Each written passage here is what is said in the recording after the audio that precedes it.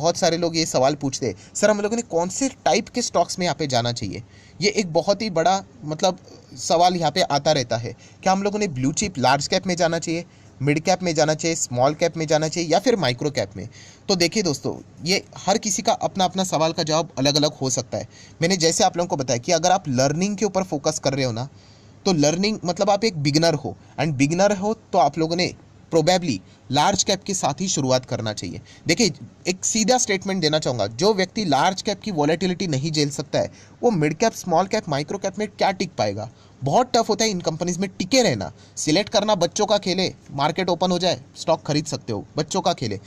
कहानी उसके बाद स्टार्ट होती है, स्टॉक 10% नीचे भाग गए, एंड ये स्टॉक तो देखा गया तो ये mid cap, micro cap, small cap, ये तो 30, 40, 50, 60, 70% गिरते हैं। सो एज अ बिगनर, अगर आप एक लर्नर हो, तो शुरुआत कीजिए लार्ज कैप कंपनी, जिनके नाम आप लोगों ने सुने होंगे। एंड देखिए, एक बार आपका थोड़ा थोड़ा प्रॉफिट बनना शुरू हो जाएगा, लेट से 10% प्रॉफिट बन गया, 20%, आपका भी कॉन्फिडेंस बढ़ना स्टार्ट हो जाएगा, राइट। अगर आपने पैसा लगा दिया 2,000 रुपया, माइक्रो कैप में डूब गया, स्मॉल कैप में वापस डूब गया, वापस माइक्रो कैप में लगा डूब गया, आपका कॉन्फिडेंस का धज्जिया ही उड़ जाएगी आपकी कॉन्फिडेंस की। तो आपको पहले अपने आप को इनकरेज करना है। तो इसीलिए आप लोगों ने सेफ स्टॉक के साथ शुरुआत करनी चाहिए। एक बार आपको लार्ज कैप के बारे में कहानी पता चल गई कि अरे ये तो स्टेडी स्टॉक है, ये तो 10, 15, 20% की ग्रोथ हम लोग को यहाँ पे देते हैं, अभी मुझे ज़्यादा रिटर्न्स चाहिए, तो फिर आ जाइए मिड कैप के रेंज में।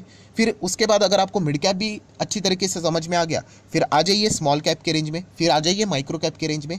सो मैं तो इतना ही कहना चाहूँगा दोस्तों कि अगर आप एक लर्नर हो, बिगनर हो, तो आपको कॉन्फिडेंस की ज़रूरत है। तो ये सारे रूल्स फॉलो करने के बाद आप लार्ज कैप के साथ जाओ। रिटर्न्स कम होंगे तो भी चलेगा, बट आपको प्रॉफिट होना चाहिए, एंड थोड़ा आपको क्या हो जाएगा, फिर कॉन्फिडेंस भी मिलेगा, राइट।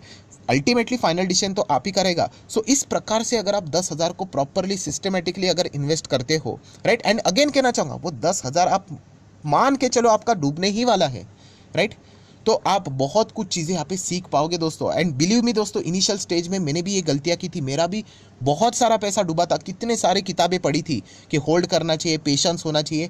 जब हकीकत में चीज़ें आई, प्रैक्टिकल में कुछ और ही हो जाता है। एंड बाद में जो एक्सपीरियंस ने मुझे सिखाया ना दोस्तों, उसके बाद जो मैं सीखा हूँ वो मतलब बोलते ना, आज तक मैं नहीं भूला हूँ। और उसके बाद रिटर्न्स तो यहाँ पे लगातार बनते रहते हैं। सो ये चीज़ें अगर आपको भी एक्सपीरियंस करनी है, महसूस करना है, तो दोस्तों आपको वो 99% वाली भीड़ छोड़नी पड़ेगी। 1% के दायरे में आने के लिए ये बोरिंग चीज़ें करनी पड़ेगी। ये लिटरली बोरिंग चीज़ें हैं, सुनने के लिए बहुत अच्छा लगता है, बट एक्चुअल में प्रैक्टिकली बहुत कम लोग कर पाएंगे। तो जो लोग करना चाहते हैं, डेफिनेटली ट्राई करके देख लेना, आपको ही जो रिजल्ट मिलेगा वो कमाल का मिलेगा। सो जितना हो सके मैंने मेरे साइड से सारी चीज़ें कवर कर लिए। वीडियो अच्छा लगे तो ज़रूर लाइक कर देना।